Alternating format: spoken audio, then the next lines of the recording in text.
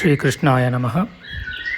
ವಸುದೇವಸುತಂ ದೇವಂ ಕಂಸಚಾಣೂರಮರ್ದನಂ ದೇವಕೀ ಪರಮಾನಂದಂ ಕೃಷ್ಣಂ ವಂದೇ ಜಗದ್ಗುರುಂ.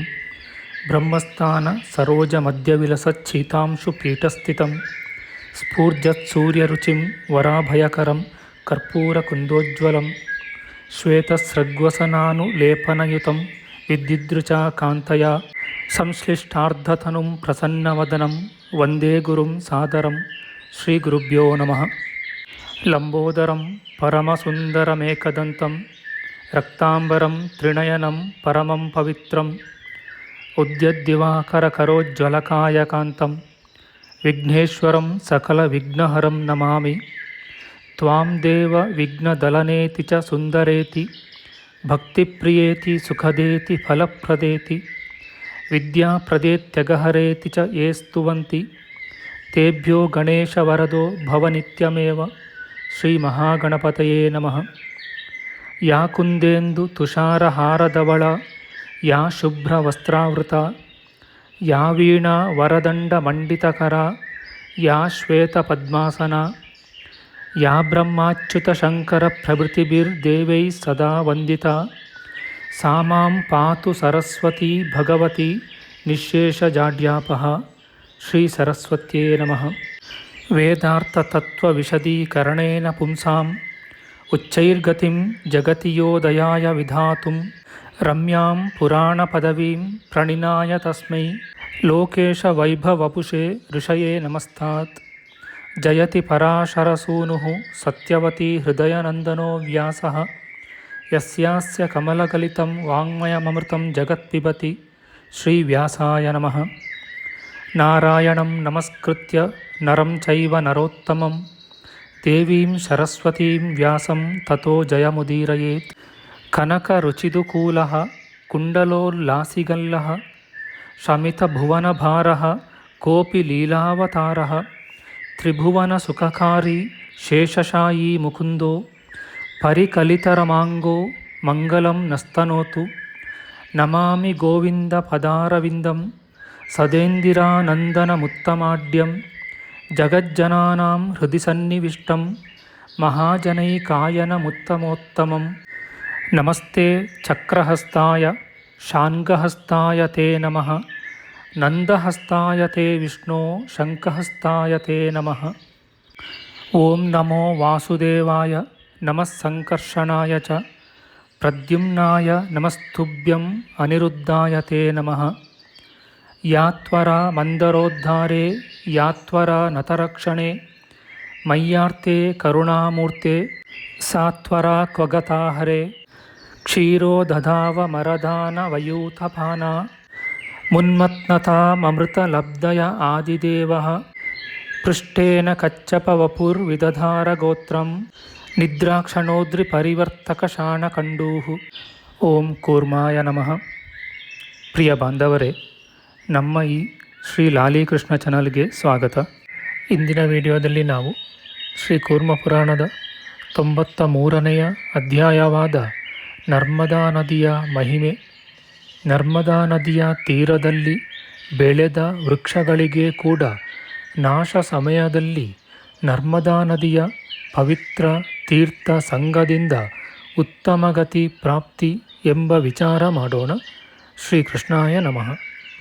ಸೂತಮುನಿಯು ಹೇಳುತ್ತಾನೆ, ಅತ್ಯಂತ ಪಾವನವೂ ಪ್ರಕಾಶಮಯವೂ ಸಿದ್ಧ ಗಂಧರ್ವ ವೃಂದದಿಂದ ಆಶ್ರಯಿಸಲ್ಪಟ್ಟಿರುವುದು ಮತ್ತು ಲೋಕಗಳಲ್ಲಿ ಪ್ರಖ್ಯಾತಿಗೊಂಡಿರುವುದೂ ಆದ ನರ್ಮದಾ ನದಿಯು ತೀರ್ಥಗಳಲ್ಲಿ ಉತ್ತಮವಾದುದು. ಸರ್ವ ಪಾಪಗಳನ್ನು ಭಂಜನ ಮಾಡುವುದು, ಮಂಗಳದಾಯಕವೂ ಮತ್ತು ಮಾರ್ಕಂಡೇಯ ಮಹಾಮುನಿಯಿಂದ ಯುಧಿಷ್ಠಿರ ಮಹಾರಾಜನಿಗೆ ವರ್ಣಿಸಲ್ಪಟ್ಟಿರುವುದೂ ಆದ ನರ್ಮದಾ ನದಿಯ ಮಾಹಾತ್ಮ್ಯವನ್ನು ಕೇಳಿರಿ. ಯುಧಿಷ್ಠಿರ ಮಹಾರಾಜನು ಹೀಗೆ ಕೇಳಿಕೊಂಡನು.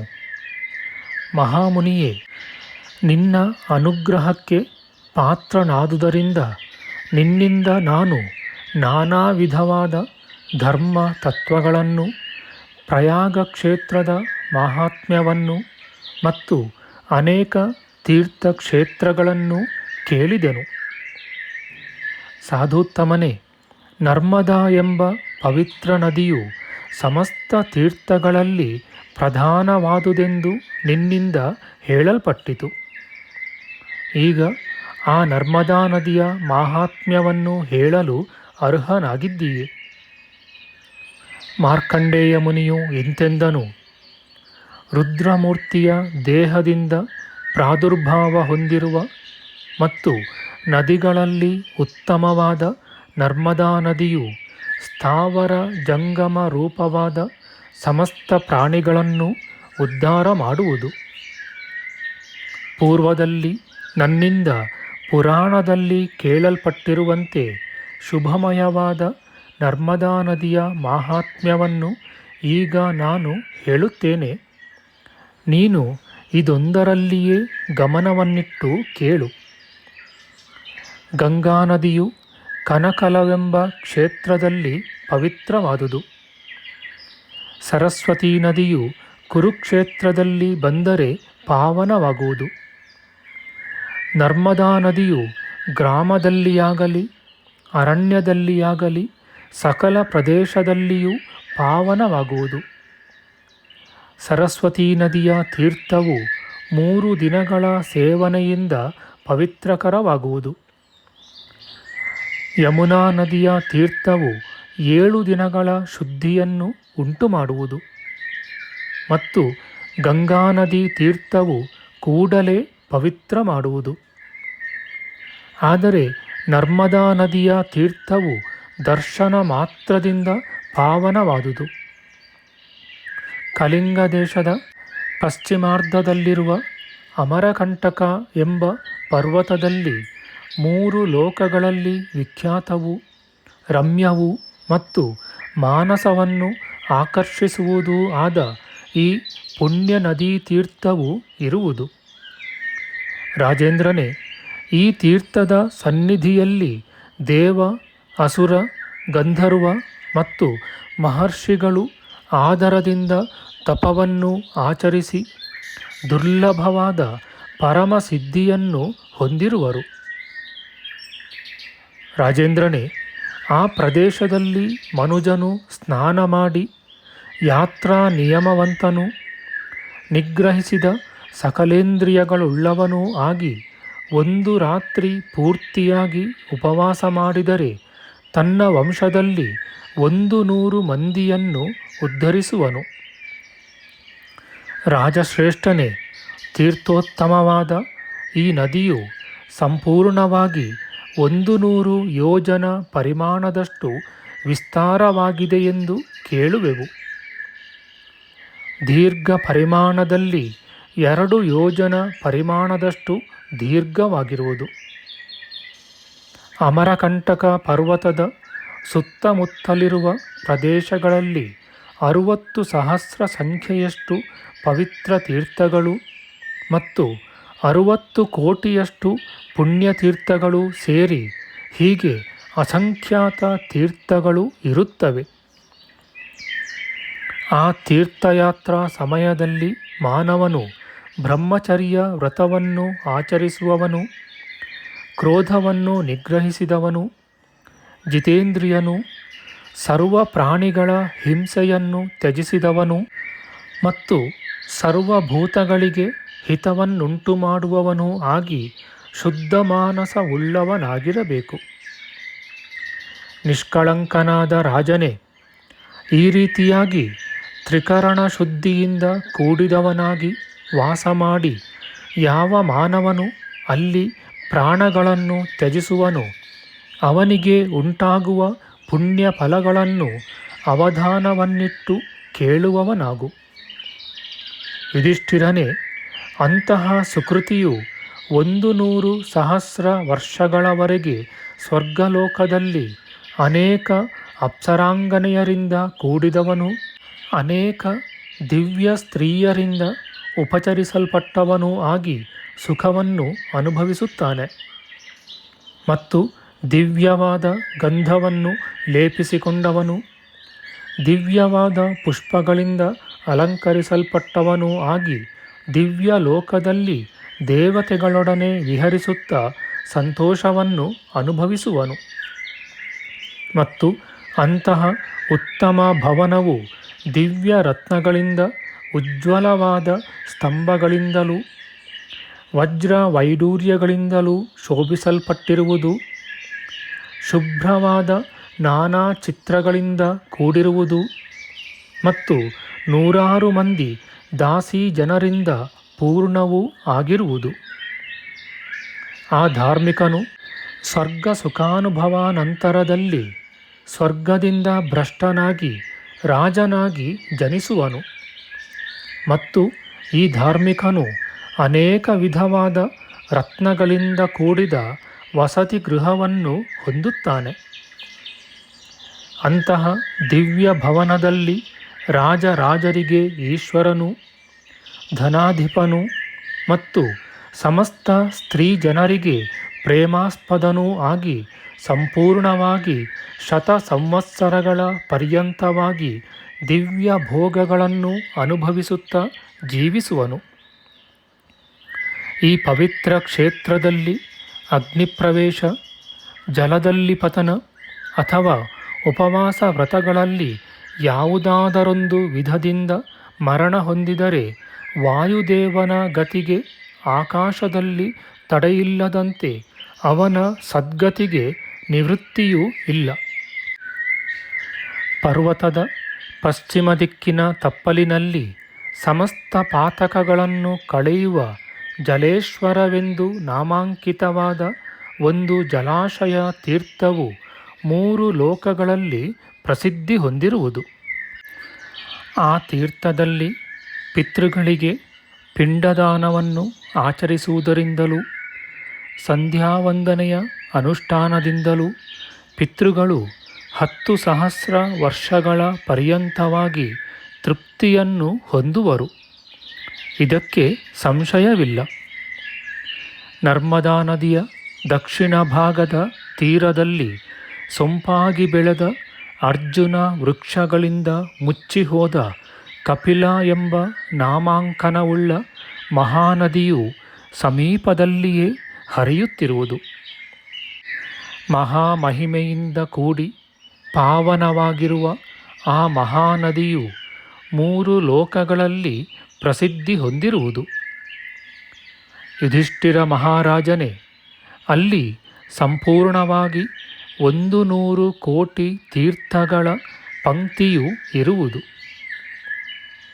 ಆ ತೀರ್ಥದಲ್ಲಿ ಹುಟ್ಟಿ ಬೆಳೆದ ಯಾವ ವೃಕ್ಷಗಳು ಕಾಲ ಪರಿಪಾಕದಿಂದ ಜೀರ್ಣವಾಗಿ ಕೆಳಗೆ ಬೀಳುವವೋ ಅವುಗಳು ನರ್ಮದಾ ನದಿಯ ತೀರ್ಥದಿಂದ ಸ್ಪರ್ಶ ಹೊಂದಿದವುಗಳಾಗಿ ಉತ್ತಮಗತಿಯನ್ನು ಹೊಂದುತ್ತವೆ. ಮಹಾಭಾಗ್ಯಶಾಲಿಯಾದ ರಾಜನೇ, ವಿಶಲ್ಯಕರಣಿ ಎಂದು ಸಂಜ್ಞಾಂಕಿತವಾದ ಮತ್ತು ಮಂಗಳಕರವಾದ ಮತ್ತೊಂದು ಮಹಾನದಿಯು ಅಲ್ಲಿರುವುದು. ಆ ತೀರ್ಥದಲ್ಲಿ ಸ್ನಾನ ಮಾಡಿದ ಮನುಜನು ತನಗುಂಟಾದ ವ್ಯಸನ ಶಲ್ಯಗಳಿಂದ ಮುಕ್ತನಾಗುತ್ತಾನೆ. ಕಪಿಲ, ವಿಶಲ್ಯ ಎಂಬ 2 ಶ್ಲಾಘ್ಯವಾದ ಪವಿತ್ರ ನದಿಗಳು ಎಲ್ಲೆಲ್ಲಿಯೂ ಕೇಳಲ್ಪಡುತ್ತಿವೆ. ಲೋಕಗಳಿಗೆ ಹಿತವನ್ನು ಉಂಟುಮಾಡುವ ಸಂಕಲ್ಪದಿಂದ ಈಶ್ವರನಿಂದ ಈ ನದಿಗಳು ಹಿಂದೆ ಪ್ರಕಾಶಗೊಳಿಸಲ್ಪಟ್ಟಿವೆ.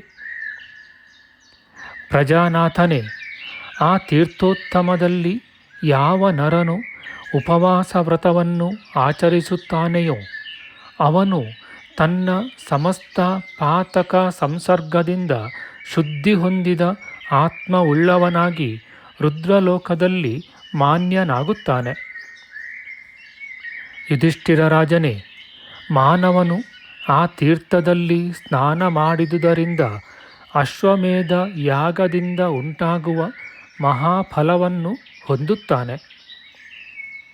ಯಾವ ಜನರು ಉತ್ತರ ತೀರದಲ್ಲಿ ವಾಸ ಮಾಡುವರೋ ಅವರು ರುದ್ರಲೋಕದಲ್ಲಿ ವಾಸ ಮಾಡುವರು. ಯುಧಿಷ್ಠಿರ ರಾಜನೇ, ಸರಸ್ವತಿ, ಗಂಗಾ ಮತ್ತು ನರ್ಮದಾ ಎಂಬ ಈ 3 ಪುಣ್ಯ ನದಿಗಳಲ್ಲಿ ಮಾಡಿದ ಸ್ನಾನ ದಾನಾದಿ ಸತ್ಕರ್ಮಗಳು ತುಲ್ಯವಾದ ಫಲವನ್ನು ಕೊಡುವವು ಎಂದು ನನಗೆ ಶಂಕರನು ಹೇಳಿರುವನು. ಯಾವ ಮಾನವನು ಅಮರಕಂಟಕವೆಂಬ ಪರ್ವತದಲ್ಲಿ ಪ್ರಾಣಗಳನ್ನು ತ್ಯಜಿಸುವನೋ ಅವನು 100 ಕೋಟಿ ಸಂವತ್ಸರಗಳಷ್ಟು ಪೂರ್ಣಕಾಲದವರೆಗೆ ರುದ್ರಲೋಕದಲ್ಲಿ ಮಾನ್ಯನಾಗಿರುವನು. ನೊರೆಗಳು ಮತ್ತು ಅಲೆಗಳಿಂದ ಕೂಡಿದ ನರ್ಮದಾ ನದಿಯ ಪವಿತ್ರ ಜಲವನ್ನು ಶಿರದಲ್ಲಿ ಪ್ರೋಕ್ಷಿಸಿ ಧಾರಣ ಮಾಡಬೇಕು. ಅದರಿಂದ ಸಮಸ್ತ ಪಾತಕಗಳಿಂದ ಮುಕ್ತನಾಗುತ್ತಾನೆ. ನರ್ಮದಾ ನದಿಯು ಸಮಸ್ತ ಪ್ರದೇಶಗಳಲ್ಲಿಯೂ ಪಾವನವೂ ಬ್ರಹ್ಮಹತ್ಯಾ ಪಾಪ ಮೋಚಕವೂ ಆಗಿದೆ. ಆ ತೀರ್ಥದಲ್ಲಿ 1 ಅಹೋರಾತ್ರದಲ್ಲಿ ಉಪವಾಸ ವ್ರತವನ್ನು ಮಾಡಿದ್ದರಿಂದ ಬ್ರಹ್ಮಹತ್ಯಾ ಪಾತಕದಿಂದ ಮುಕ್ತನಾಗುತ್ತಾನೆ. ಮತ್ತೊಂದು ತೀರ್ಥವು ಜಾಲೇಶ್ವರವೆಂದು ಪ್ರಸಿದ್ಧವೂ ಸರ್ವ ಪಾಪ ಭಂಜಕವೂ ಆಗಿದೆ. ಆ ತೀರ್ಥಕ್ಕೆ ಹೋಗಿ ಸ್ನಾನಾದಿ ನಿಯಮಗಳನ್ನು ಆಚರಿಸಿದ ಮಾನವನು ತನ್ನ ಸಮಸ್ತ ಇಷ್ಟಾರ್ಥಗಳನ್ನು ಹೊಂದುತ್ತಾನೆ. ಚಂದ್ರ ಸೂರ್ಯರ ಗ್ರಹಣದ ಪುಣ್ಯ ಕಾಲಗಳಲ್ಲಿ ಮಾನವನು ಅಮರಕಂಟಕ ಪರ್ವತಕ್ಕೆ ಹೋಗಿ ಸ್ನಾನಾದಿ ಕರ್ಮಗಳನ್ನು ಆಚರಿಸಿದರೆ ಅಶ್ವಮೇಧ ಯಾಗದ ಫಲಕ್ಕಿಂತಲೂ ದಶಗುಣಿತವಾದ ಪುಣ್ಯ ಫಲಗಳನ್ನು ಹೊಂದುತ್ತಾನೆ. ದೇವತೆಗಳಿಂದಲೂ ಗಂಧರ್ವರಿಂದಲೂ ಸೇವಿಸಲ್ಪಟ್ಟಿರುವುದು, ವಿವಿಧವಾದ ವೃಕ್ಷ ಲತೆಗಳಿಂದ ತುಂಬಿರುವುದು ಮತ್ತು ಅನೇಕ ಪುಷ್ಪಗಳಿಂದ ಶೋಭಿಸಲ್ಪಟ್ಟಿರುವುದೂ ಆದ ಈ ಶ್ರೇಷ್ಠ ಪರ್ವತವು ಅತಿ ಪಾವನವಾದುದು. ರಾಜನೇ, ಆ ಶ್ರೇಷ್ಠ ಪರ್ವತದಲ್ಲಿ ಮಹೇಶ್ವರನು ತನ್ನ ಪ್ರಿಯೆಯಾದ ದೇವಿಯೊಡನೆ ಸನ್ನಿಹಿತನಾಗಿರುವನು. ಹಾಗೂ ಬ್ರಹ್ಮ ವಿಷ್ಣು ರುದ್ರರೆಂಬ ತ್ರಿಮೂರ್ತಿಗಳು ವಿದ್ಯಾಧರರ ಗಣಗಳೊಂದಿಗೆ ಅಲ್ಲಿ ವಾಸ ಮಾಡುತ್ತಲಿರುವರು. ಆ ಅಮರಕಂಟಕ ಪರ್ವತದಲ್ಲಿ ಯಾವ ಮಾನವನು 1 ಸಲ ಮಾತ್ರವಾದರೂ ಪ್ರದಕ್ಷಿಣೆಯನ್ನು ಮಾಡುವನೋ ಅವನು ಪೌಂಡರೀಕ ಯಜ್ಞವನ್ನು ಆಚರಿಸಿದಂತೆ ಅದರ ಫಲವನ್ನು ಹೊಂದುವನು. ಕಾವೇರಿ ಎಂದು ಲೋಕ ಪ್ರಸಿದ್ಧವಾದ ಮಹಾನದಿಯು ಪಾಪಗಳನ್ನು ದಹಿಸುವುದು. ಆ ನದಿಯ ತೀರ್ಥದಲ್ಲಿ ಸ್ನಾನ ಮಾಡಿ ವೃಷಭದಿಂದ ಅಂಕಿತವಾದ ಧ್ವಜವುಳ್ಳ ಮಹಾದೇವನನ್ನು ಅರ್ಚಿಸಬೇಕು. ಹಾಗೆ ನರ್ಮದಾ ನದಿಯ ಸಂಗಮ ಕ್ಷೇತ್ರದಲ್ಲಿ ಸ್ನಾನ ಮಾಡುವುದರಿಂದ ಮಹತ್ತಾದ ಫಲವನ್ನು ಕೊಡುವುದು. ಹಾಗೂ ಸ್ನಾನ ಕರ್ಮವನ್ನು ಆಚರಿಸಿದ ಮಾನವನು ರುದ್ರಲೋಕದಲ್ಲಿ ಮಾನ್ಯನಾಗುತ್ತಾನೆ. ಇತಿ ಶ್ರೀ ಕೂರ್ಮಪುರಾಣೆ ಉತ್ತರಾರ್ಧೆ 93ತಮೋಧ್ಯಾಯ. ನಮ್ಮ ಮುಂದಿನ ವಿಡಿಯೋದಲ್ಲಿ ನಾವು ಶ್ರೀ ಕೂರ್ಮಪುರಾಣದ 94ನೆಯ ಅಧ್ಯಾಯವಾದ ನರ್ಮದಾ ನದಿ ತೀರದಲ್ಲಿರುವ ಋಷಿತೀರ್ಥ, ಋಣತೀರ್ಥ ಮುಂತಾದ ತೀರ್ಥಗಳ ಮತ್ತು ದೀಪೇಶ್ವರ ಮುಂತಾದ ಪುಣ್ಯಾಲಯಗಳ ವರ್ಣನೆ, ಅವುಗಳ ಉಪಾಖ್ಯಾನಗಳ ವಿಚಾರ ಮಾಡೋಣ. ಆಧ್ಯಾತ್ಮಿಕ ಚರ್ಚೆ ಮತ್ತು ವಿಚಾರ ವಿನಿಮಯಕ್ಕಾಗಿ ಶುರು ಮಾಡಿದ ಈ ಚಾನಲ್ನಲ್ಲಿ ನಾವು ಅಪ್ಲೋಡ್ ಮಾಡುವ ಎಲ್ಲ ವಿಡಿಯೋಗಳನ್ನು ಸಂಪೂರ್ಣವಾಗಿ ನೋಡಿ ನಿಮ್ಮ ಸಲಹೆಗಳನ್ನು ಕಮೆಂಟ್ ಬಾಕ್ಸ್ನಲ್ಲಿ ಬರೆಯಿರಿ. ದಯವಿಟ್ಟು ಈ ಚಾನಲ್ಗೆ ಸಬ್ಸ್ಕ್ರೈಬ್ ಮಾಡಿ ಹಾಗೂ ಬೆಲ್ ಬಟನ್ ಒತ್ತಿ ನಾವು ಹಾಕುವ ಎಲ್ಲ ವಿಡಿಯೋಗಳನ್ನು ನೋಡಿ ಪ್ರೋತ್ಸಾಹಿಸಿ. ಕೃಷ್ಣಂ ನಾರಾಯಣಂ ವಂದೇ, ಕೃಷ್ಣಂ ವಂದೇ ವ್ರಜಪ್ರಿಯಂ, ಕೃಷ್ಣಂ ದ್ವೈಪಾಯನಂ ವಂದೇ, ಕೃಷ್ಣಂ ವಂದೇ ಪೃಥಾಸುತಂ. ಶ್ರೀಕೃಷ್ಣಾಯ ನಮಃ.